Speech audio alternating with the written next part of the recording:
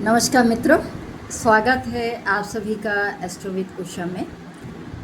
आज हम चर्चा करेंगे इन 9 ग्रहों का हमारे जीवन में क्या प्रभाव है। देखिए, इन 9 ग्रहों का हमारे जीवन में बहुत महत्वपूर्ण योगदान है और हमारे जीवन में हमको मान सम्मान भी चाहिए, हमारा मेंटल पीस अच्छा भी होना चाहिए, हमारा बॉडी जो है एनर्जेटिक होना चाहिए। और इसके अलावा शुक्र बताता है कि हमारा पर्सनालिटी जो है अट्रैक्टिव होना चाहिए।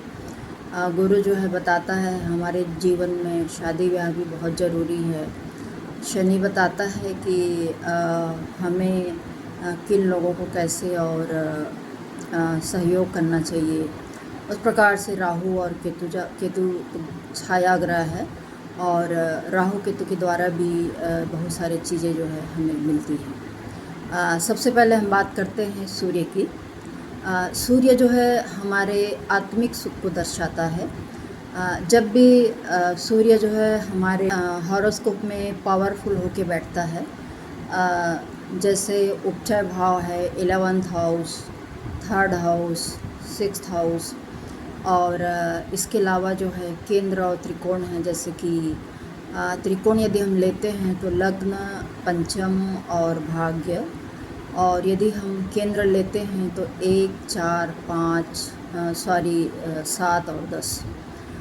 इस प्रकार से यदि सूर्य उच्च को हमारे हॉरोस्कोप में हो, मीन्स मेष राशि में हो, और यदि वो मित्र राशि में हो, जैसा कि बुध है, मंगल है, गुरु है, और इसके अलावा सूर्य यदि स्वग्रही है सिंह राशि में, तो ये दर्शाता है कि सूर्य की पोजीशन जो है हमारे हॉरोस्कोप में बहुत बेहतर है। तो उसके रिजल्ट के थ्रू हमको क्या मिलेगा? उसके रिजल्ट के थ्रू देखिए, सबका सुख को अनुभव करने का एक अलग अलग पॉइंट्स होता है। किसी एक फॉर एग्ज़ाम्पल आप लोग देखे होंगे, एक बच्चा जो है गुब्बारा बेच के सुखी होता है और एक बच्चा जो है गुब्बारा खरीद के खुश होता है। इसी प्रकार से हमारे लाइफ में हम सुख की अनुभूति कर रहे हैं, वो हमारी सोच पे डिपेंड करता है। और हमारी जो पॉजिटिव थिंकिंग है, ये प्रूव करता है कि हमारी मनस्थिति, हमारा आत्मिक सुख जो है किससे और कैसे प्राप्त होता है।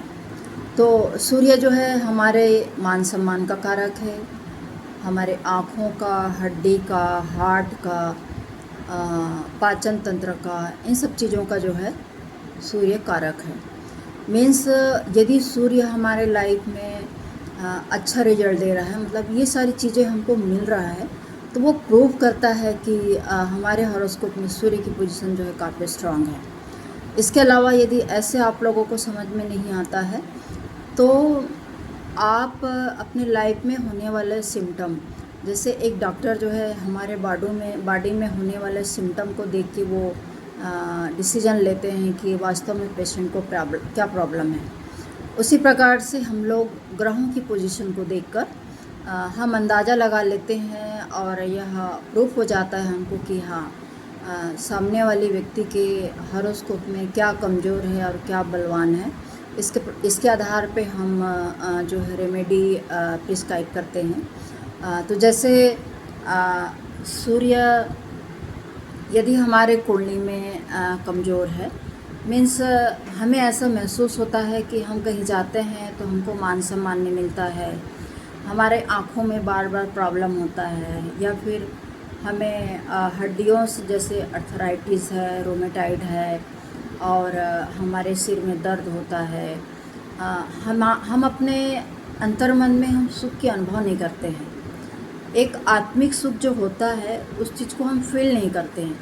तो ये सारे सिम्टम बताते हैं कि हमारा सूर्य जो कमज़ोर है। तो सूर्य जब तुला राशि में होता है तो कमज़ोर होता है। सूर्य यदि राहु केतु के साथ फंसा हुआ है तो कमज़ोर होता है। सूर्य यदि शनि के साथ शिफ्ट हो कहीं पर भी तो कमज़ोर होता है। इस प्रकार से ये सारे सिम्टम जो हैं प्रूव करता है कि आपका सूर्य जो है कमज़ोर है। अब क्या करना चाहिए हमें? आइए देखते हैं उपाय के स्वरूप हमको क्या करना चाहिए।